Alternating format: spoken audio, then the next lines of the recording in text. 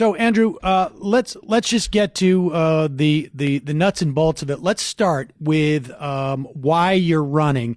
Your race, obviously, a primary, but then hopefully to face Cory Gardner.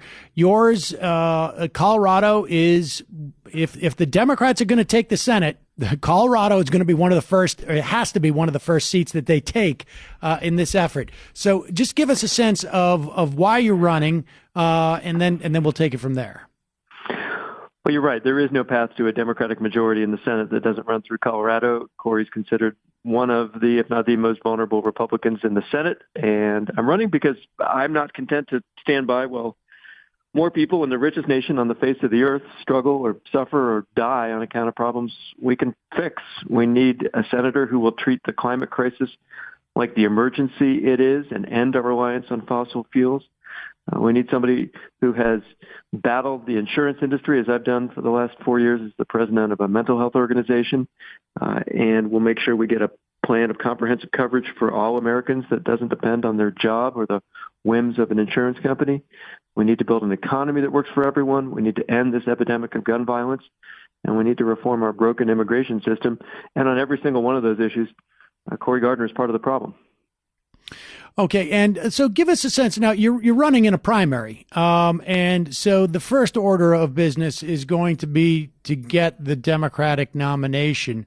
Why you? Well, I've got the strongest record of legislative leadership in this race and was recognized as one of the most effective legislative leaders in America. I led the Democrats here in Colorado to our first majority in 30 years, our first back-to-back majorities since the 1960s. I have earned endorsements now from nearly 350 state and local officials across Colorado, 10 times as many endorsements as all the other candidates combined. And frankly, I'm not the darling of Washington. I think that's an advantage. Coloradans want to know that you're willing to stand up to your own party when your conscience or your constituents demand it, just like Cory Gardner promised and failed to do. And the truth is the national party isn't always right. We've seen and learned the hard way what happens when you allow corporate cash to contaminate both political parties in Washington. It's one of the reasons we haven't gotten the aggressive climate action we need. One of the reasons I'm running on a platform that includes a Green New Deal. One of the reasons I've earned the endorsement of the Sunrise Movement, among other environmental activists. I take it in terms of the priorities of Coloradans. Obviously, the environment is up there. How does that play into this primary? It's a real point of division in this race, not just between Cory Gardner and me, but also between our former governor. John Hickenlooper, as you may know, got recruited into this race by Chuck Schumer and the Democratic Senatorial Campaign Committee, even though Hick said he didn't want the job and wouldn't be good at it. I happen to believe him. And he has acquired a record that is not consistent with the kind of aggressive climate action we need. In fact, he sued communities in Colorado that tried to restrict fracking and protect their public health. He literally drank the fracking fluid. He refused to sign the No Fossil Fuel Money pledge that I've signed. He not only opposes the Green New Deal, he describes progressive priorities like that as, and these are his words, the discredited ideas of Karl Marx and Joseph Stalin.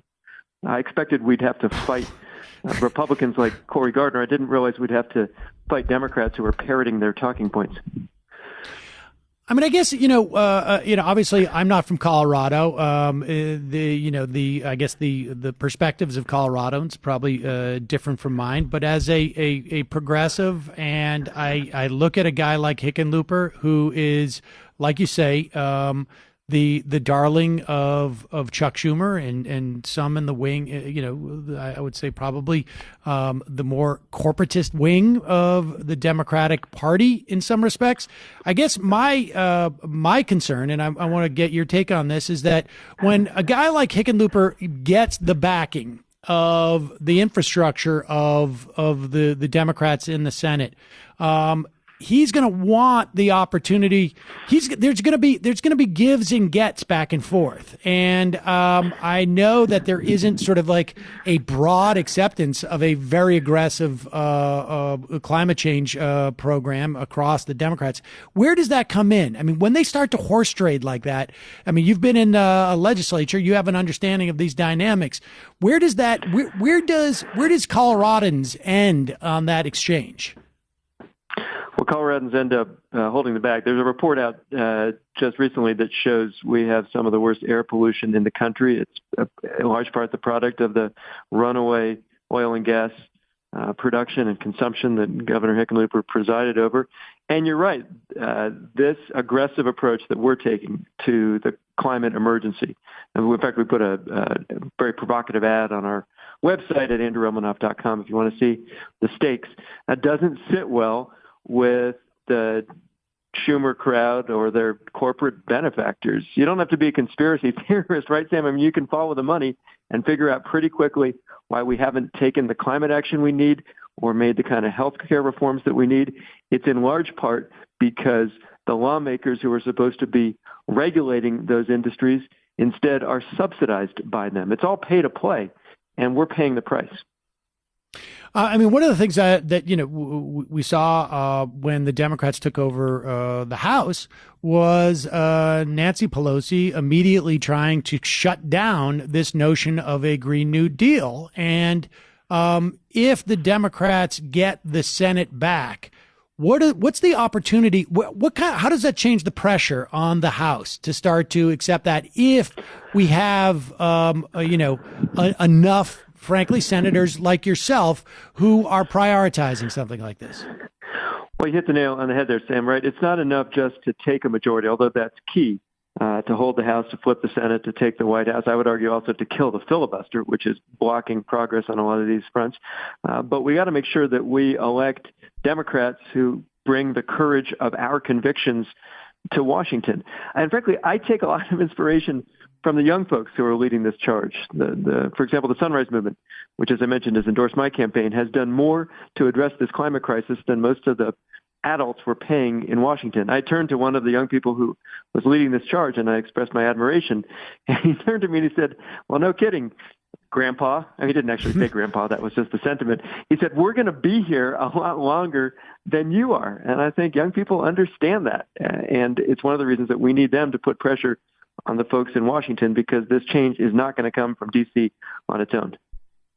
I want to start talking a little bit about what's happening with Cory Gardner, but you brought up the filibuster, and I think there are senators who in many respects, they try and position themselves in the middle of the Senate as a way of making them the power brokers, where they are representing their own interests for power.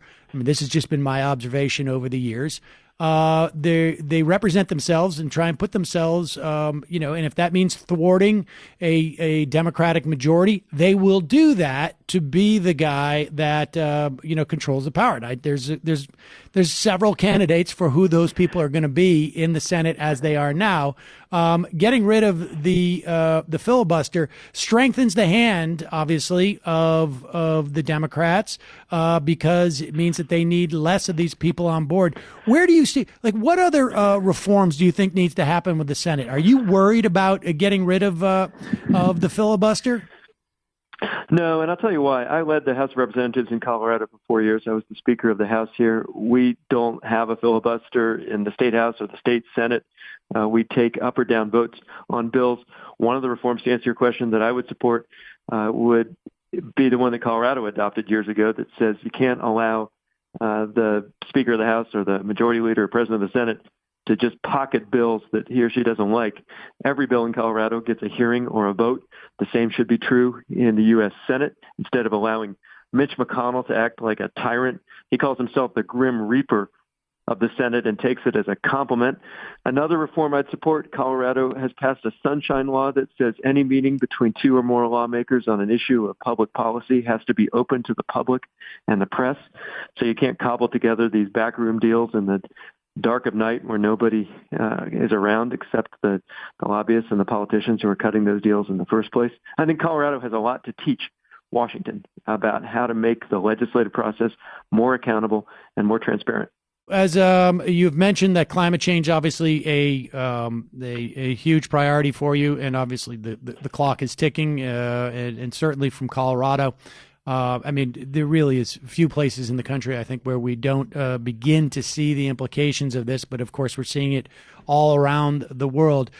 You also have, as one of your priorities listed on AndrewRomanoff.com, is ensuring health care for all. Where are you in the spectrum of the various plans that we hear, particularly in the context of the presidential election? What plan do you support? Is there legislation that's been introduced in either body that you support at this point? What is your theory of the case? Yes, I support Medicare for all, and I'll tell you what I mean and why. One, I think we ought to strengthen Medicare by adding some benefits that aren't covered now, like dental and vision and hearing and long-term care. And two, I think we ought to lower the age of Medicare eligibility to 0, which was part of the proponents' original plan. If you go back to 1965, when LBJ signed Medicare and Medicaid into law, the idea then wasn't that you would stop with seniors, giving them the security of health care that can never be taken away, although I'm glad we got there. It was instead to extend that same protection to all Americans. I support this plan in part, Sam, because of the experience I've had battling the insurance industry. I spent 4 years as the president of Mental Health Colorado, the state's leading advocate on behalf of families, frankly, like mine, who have suffered from mental illness or drug addiction or experienced suicide. And I'll tell you one quick story. I know it's easy to get lost in a conversation about the 28 million Americans who are uninsured, or the 44 million who are underinsured, or the 500,000 families who go bankrupt each year because they can't afford their medical bills.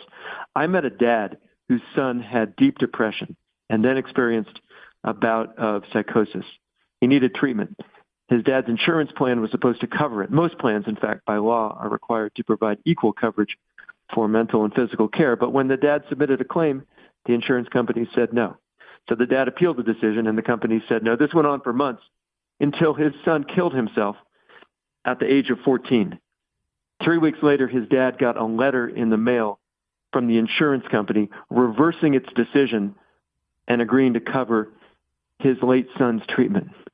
So I will just tell you, Sam, speaking not as a candidate, but as a human being, it is really painful for me to have conversations with moms and dads who have lost their kids, not just to a disease that we can treat, but also to the indifference of an industry that bases its profits on its ability to exclude as many sick people and deny as many claims as possible. That's the business model. And it's a great model if you're an insurance company. It's a pretty lousy model for the rest of us. And what's your sense of the ability, like how rapidly we could move to a system like that? I think reasonable people can differ on how quickly we can get there, but we got to put the plan on the table. That's the point. It wasn't on the table, as you know, when the debate over the Affordable Care Act began 10 years ago. Even the public option, which was advanced fairly timidly, got sacrificed in those negotiations. You shouldn't begin the negotiations at the 50-yard line. That's one of the lessons I take from my experience as a Speaker of the House. So you're never going to get this plan if you don't actually put it out there. And I think we can get from here to there in part by recognizing that what we're doing now doesn't work. I mean, healthcare costs are the single biggest source of bankruptcy in the United States. We're seeing something like 35,000 people in this nation die each year because they can't afford to see a doctor or a healthcare provider. And we're spending, as you know, twice as much as our competitors on healthcare that's not actually twice as good. Our life expectancy isn't longer. Our infant or maternal mortality rates aren't lower. We're just leading the world in spending. And we're going. So how do you respond to Hickenlooper, who, if you face in the general, will claim that you're going to outlaw private health insurance for folks? What's the response for that? Well, I'd say a few things. I have not met a lot of families in Colorado who tell me, please don't touch my Anthem or my United or my Cigna. Folks say, please make sure that my doctor or my specialist is covered, and all of them would be, right, under a plan of Medicare for all those providers would be participating in the system. I have met some folks who said they liked their insurance until they had to use it, and then they figured out it didn't actually cover what they thought. And I've met plenty of folks who can't wait to turn 65 so that they can get the security that comes from Medicare.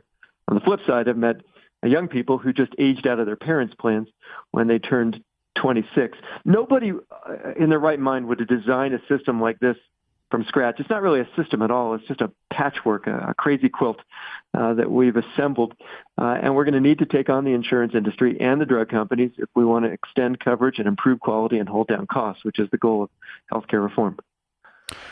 So you are a longtime educator. Let's talk a little bit about public education. I can see from your priorities on your website at andrewromanoff.com that you want to guarantee essentially universal pre-K and full-day kindergarten.